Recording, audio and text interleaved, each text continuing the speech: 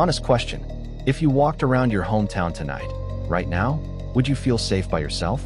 Would you feel relaxed with your partner? Would you feel welcome with a friend? I would not. And the scariest part is this.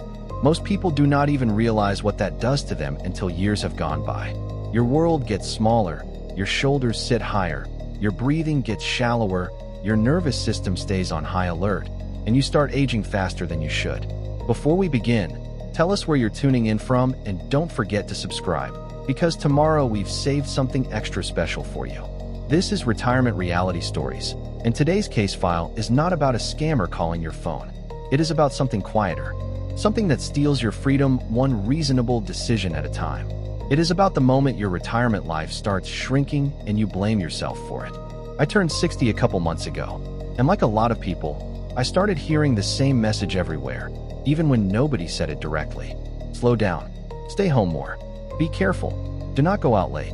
Do not take public transit. Do not walk around. Do not draw attention. Do not take risks. Now listen. Some of that advice sounds responsible. Some of it is responsible. But when it becomes your default way of living, it does something to you. Because you do what the world expects. You sit on the couch. You turn on the TV. You snack. You rest.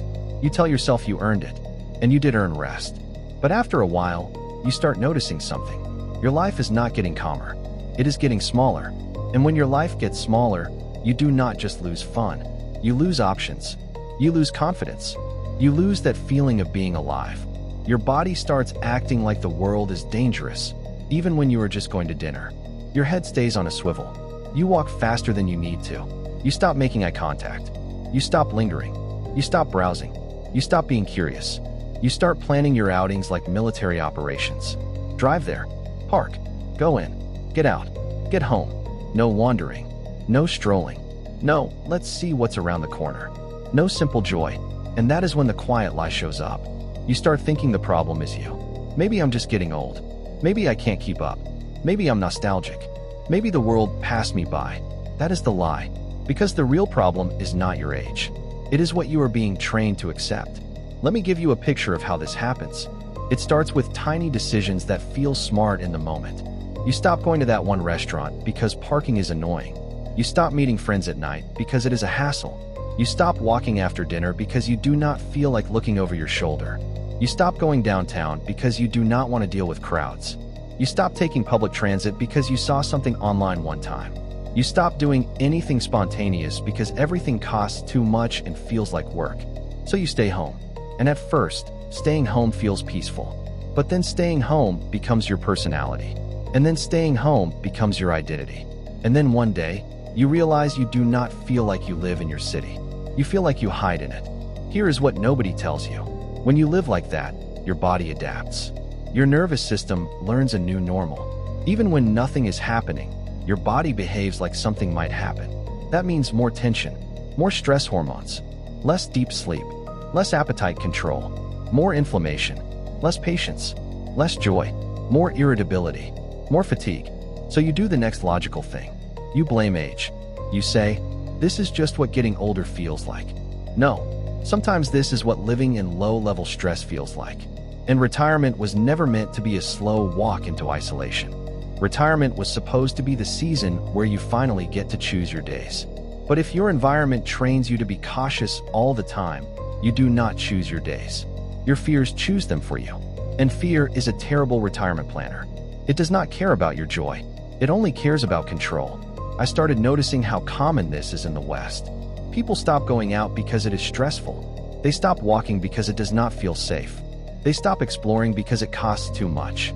They stop meeting friends because it is a hassle. And slowly, retirement becomes a routine of comfort and caution. But comfort without freedom becomes a cage. And one day you wake up and realize you have been playing it safe for so long that you forgot what relaxed feels like. Here is the part that hits hard. When you stop going out, you do not just lose social life. Your mind shrinks. Your world shrinks. Your identity shrinks. You start feeling invisible. You feel like the world is built for everyone else, and you are supposed to sit quietly and not take up space. Then you start telling yourself you are tired. And you are tired. But it is not always because you are old. Sometimes it is because your environment is draining you. Let me make it even more real. Think about the last time you went out and genuinely felt calm. Not forced calm. Not, I'm fine calm. Real calm. The kind where you are not thinking about your keys between your fingers. The kind where you are not scanning faces. The kind where you are not doing math in your head about the bill before you even order. The kind where you are not counting minutes until you can get back home.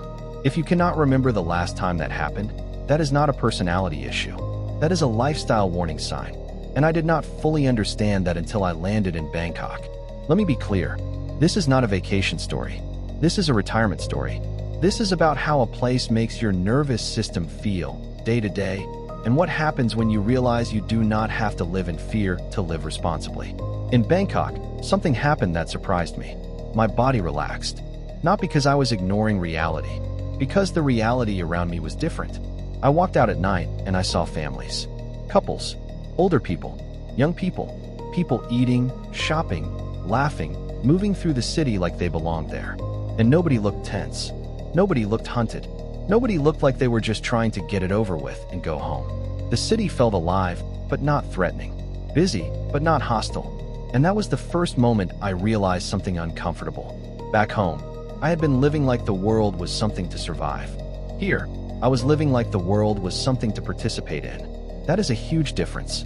Because when you can walk 10 minutes and reach what you need, you feel free. When you can take a train that is clean, quick, and normal, you feel capable. When you can go out and not feel punished financially for leaving your house, you feel lighter. And when your body feels safe, your personality comes back. Your humor comes back. Your curiosity comes back. Your energy comes back. I remember stepping onto public transport there and realizing something that made me laugh. Back home, public transport felt like a stressful gamble. Here, it felt like a normal part of life. Clean, efficient, quick, people minding their business. No drama, no tension, just movement. And that small thing matters in retirement, because retirement is a game of momentum. If it takes too much effort to do basic life, you do less life. If it takes too much stress to enjoy your city, you stop enjoying your city. And if you stop enjoying your city, you stop enjoying your days. People will argue online about stats, crime stats, pollution, noise. Fine, all of that matters. But here is what matters more than people want to admit. Your retirement is not a spreadsheet. Your life is a feeling. Do you feel safe? Do you feel relaxed? Do you feel possibilities? Because if a place makes your nervous system slow down, makes your shoulders drop, makes you smile without forcing it, that is not nothing. That is your body telling you the truth. Now here is the emotional part, and I want you to really hear it. A lot of retirees spent decades being responsible. They built the career. They raised the family. They sacrificed. They handled emergencies. They put everyone else first. Then retirement comes, and they still live like they are not allowed to choose joy. They still live like their only job is to be careful. They still live like fun is childish. And that is how retirement gets stolen without anyone ever taking a dollar from you. Because the thief is not a person. The thief is a pattern. So what do you do if you feel this happening? You do not need to become tougher. You do not need to accept it. You need to change the inputs. Because the goal in retirement is not to simply exist longer. The goal is to feel alive while you are here. Here is what actually works in real life, without hype.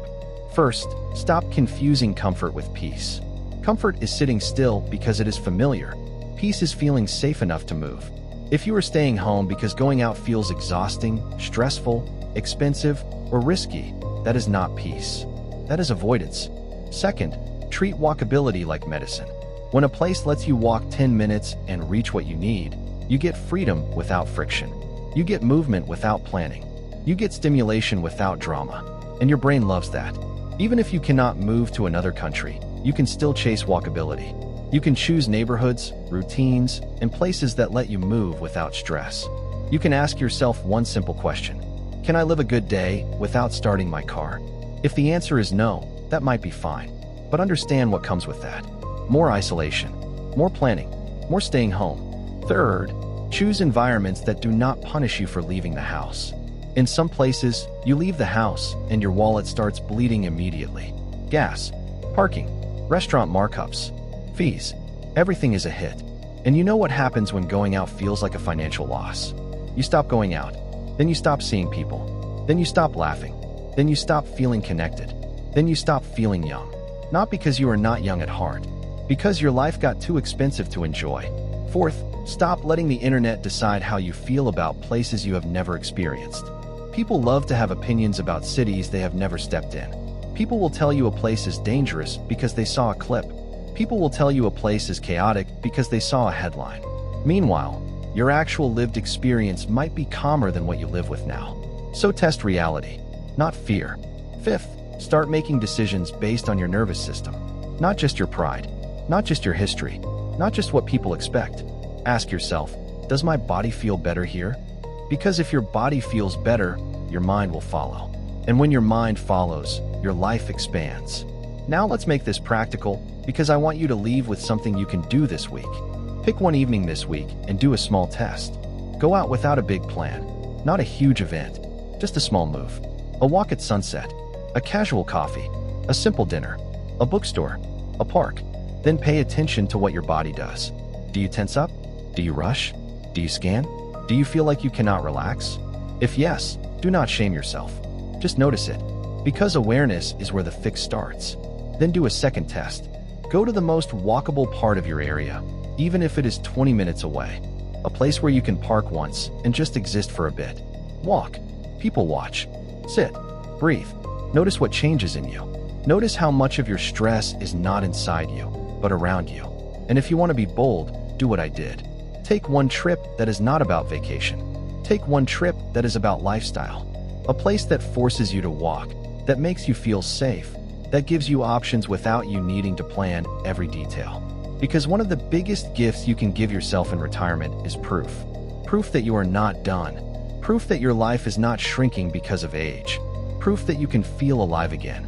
Now here is your checklist, and I want you to remember it without overthinking it. Do not accept a life that shrinks just because you got older. Do not stay somewhere that makes you fearful to move at night. Do not assume you are the problem when the environment is the problem. Do not confuse staying in with being at peace. Do not let cost of living trap you into isolation. Do not forget that safety plus walkability equals freedom. And here is the biggest one. Do not forget that your retirement is still your life. Not the epilogue, not the waiting room, your life. So if your city does not feel safe anymore, if it drains you, if it makes you feel older than you are, if it intimidates you into staying home, do yourself a favor. Change the script. If you cannot move permanently, fine. Test it. Book a ticket somewhere that challenges your assumptions. Spend time walking, taking trains, trying new foods, being around people who are living, not hiding. Become an expert in what makes you feel good, because you cannot solve a problem you refuse to name. And the problem for many retirees is not retirement itself. It is the shrinking range of possibility. If this hit home, hit like, comment where you're watching from, and share this with someone who's been feeling trapped in their own routine. And subscribe, because tomorrow we've saved something extra special for you.